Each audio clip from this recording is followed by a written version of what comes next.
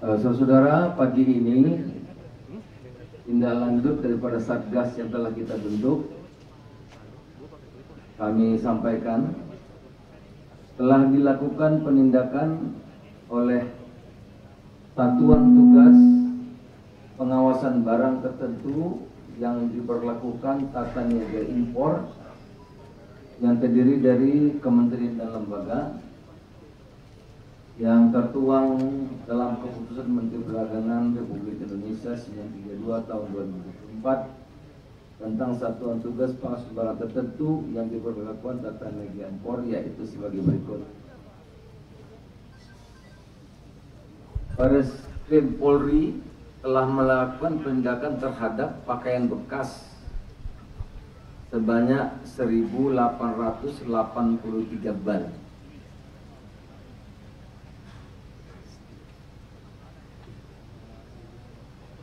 Ditjen Bea dan Cukai melalui kantor pelayanan utama Bea Cukai Tanjung Priok telah mengamankan bal pres sebanyak 3.044 bal. Kantor pengawasan dan pelayanan Bea Cukai Cikarang telah mengamankan sebanyak 695 produk jadi, ada karpet, handuk, dan lain-lain. 332 pack tekstil, ya, nilon, polyester, sintetik, leather, dan lain-lain. 371 alas kaki, 6.578 piece elektronik, laptop, handphone, mesin fotokopi, dan lain-lain. 5.896 piece garment, berbagai jenis pakaian jadi dan aksesori. Kementerian Perdagangan telah mengamankan kain gulungan atau TPT sebanyak 20.000 roll. TPT tersebut diduga tidak dilengkapi dokumen perizinan impor, dan laporan surveyor, artinya barang itu masuk nggak jelas isinya, serta dokumen lainnya terkait asal barang sebanyak 20.000 roll. Dari hasil penindakan tersebut, keseluruhan diperkirakan nilai barang yakni sebesar 46 miliar 188.205.400 rupiah. Keseluruhan barang yang saya sampaikan tadi tidak memenuhi kepatuhan dalam importasi sesuai dengan peraturan perundang-undangan yang berlaku. Sebagai tindak lanjut pengawasan, Satgas telah melakukan pengamanan terhadap barang yang diduga merupakan barang ilegal. Jadi yang saya sudah sebutkan nama-nama barangnya, saudara. Sebelumnya juga kita sudah menemukan di Kapuk ada 2 gudang besar warehouse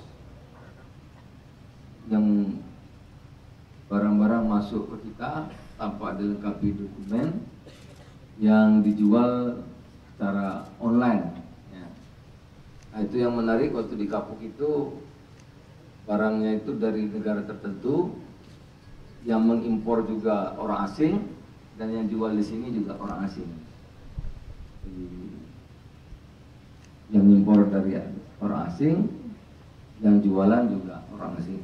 Jadi ini kami lihat mulai marak, ya. Minta nanti kerjasamanya. Saya kira kita semua banyak sekali warga negara luar yang beroperasi, berusaha atau berdagang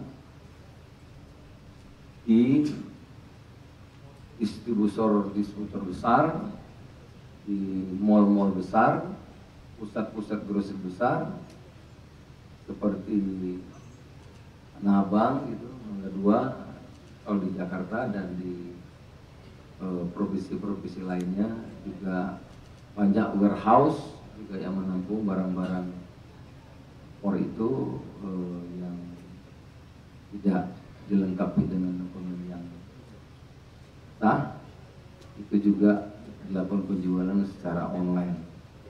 Oleh karena itu kita meminta seluruh pihak untuk bekerja sama agar ini bisa kita tertibkan, sehingga sekali lagi keluhan yang bertubi-tubi datang kepada kami, Kementerian Perindustrian, banyak industri tekstil, pakaian jadi, tekstil, pakaian jadi, alas kaki, seramik, kosmetik, elektronik, dan beauty, ya, itu terancam gulung tikar.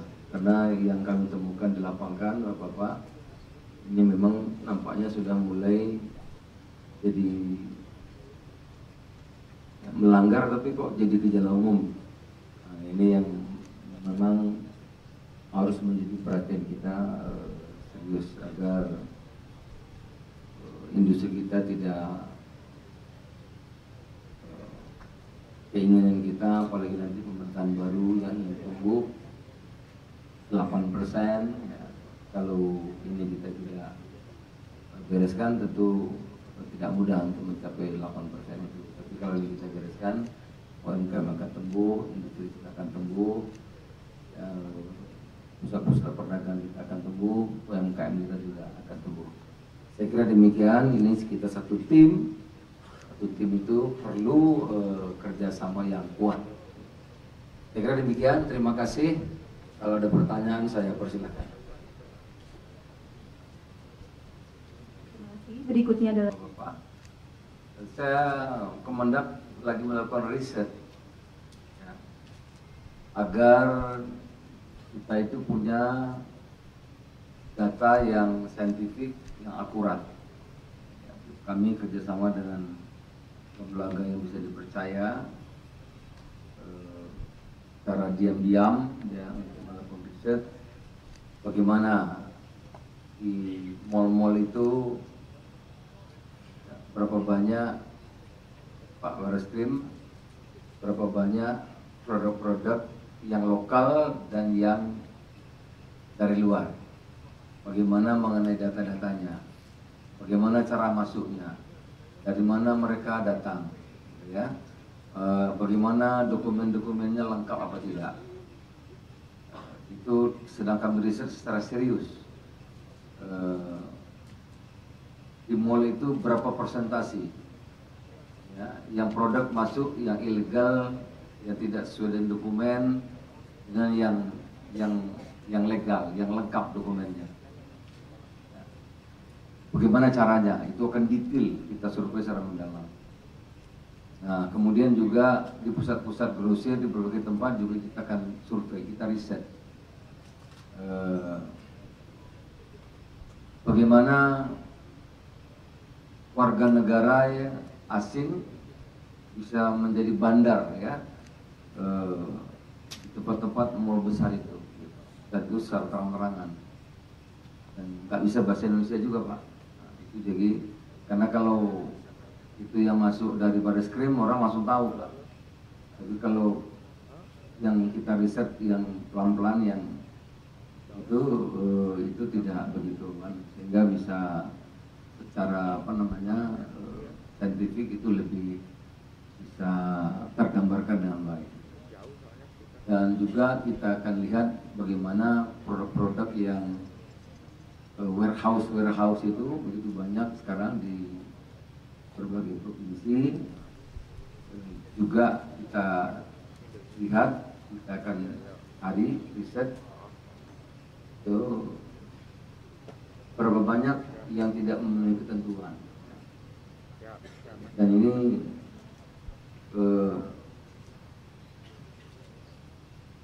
kita akan mendapat gambaran yang lebih lebih jelas, ya. Nah, mudah-mudahan dalam 1 bulan ini bisa kami selesaikan. Kalau itu sudah selesai, nanti saya akan laporkan ke Bapak Presiden, laporan ke Pak Kapolri, dan juga tentu ke Pak Jaksa Agung, juga ke Menteri Keuangan.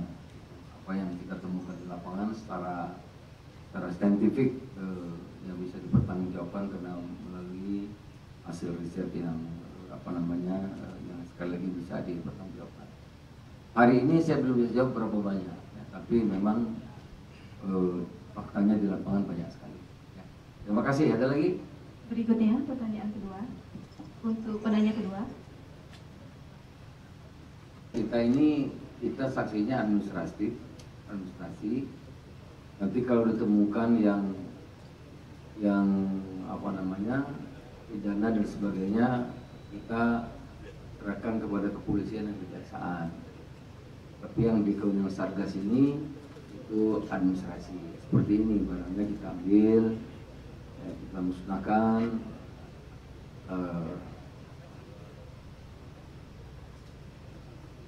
Kalau ditemukan di lain itu, ya tentu nanti aparat penegak hukum.